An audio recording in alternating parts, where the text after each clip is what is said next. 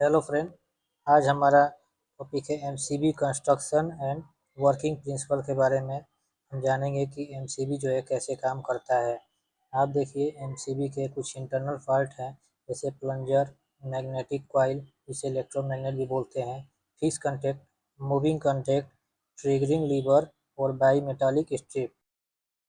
ये देखिए, ये एमसीबी के इंटरनल पार्ट का सिंबल दिया है। ये प्लंजर इस प्रकार से होता है, मैग्नेटिक कॉइल जिसे इलेक्ट्रोमैग्नेट बोलते हैं ये इस प्रकार से होगा, और ट्रिगरिंग लीवर ऐसे, और बाई मेटालिक स्ट्रिप को इस प्रकार से शो किया गया है, और टर्मिनल ब्लॉक को ऐसे दिखाया गया है।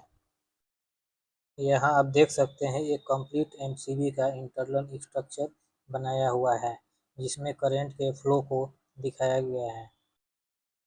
आइए देखते हैं इसमें करंट का फ्लो जो होता है सर्किट में कैसे हो रहा है।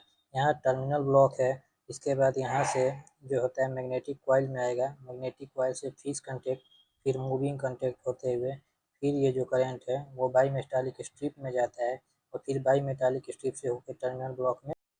ये हमारा इंटरनल पार्ट है एमसीबी का।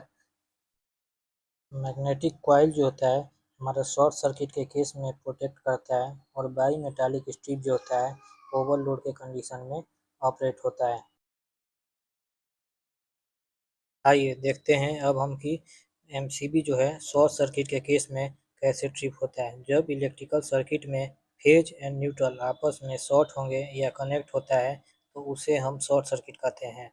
अब शॉर्ट सर्किट के केस में ह्यूज अमाउंट में करंट फ्लो करेगा, जिससे प्लंजर डाउनवर्ड मूव करेगा। इसकी वजह से ट्रिगरिंग लीवर की हेल्प से fix contact and moving contact separate हो जाता है, जिससे सर्किट ब्रेक हो जाता है और एमसीबी ट्रिप हो जाता है। अब अब देखते हैं कि ओवरलोड के केस में सर एमसीबी जो है कैसे वो ट्रिप करता है। तो जब ओवरलोड होगा उस कंडीशन में बाई मेटालिक स्ट्रिप जो होता है वो बेंड हो जाता है, जिससे fix contact and moving contact जो है वो सेपरेट हो जाते हैं और सर्किट ब्रेक हो जाता है। आफ्टर सम टाइम यह स्ट्रिप नॉर्मल अपने इनिशियल पोजीशन में आ जाता है। इसके बाद एमसीबी को हम रीसेट कर सकते हैं। वीडियो वीडियो अच्छा लगे तो लाइक और चैनल को सब्सक्राइब करिए।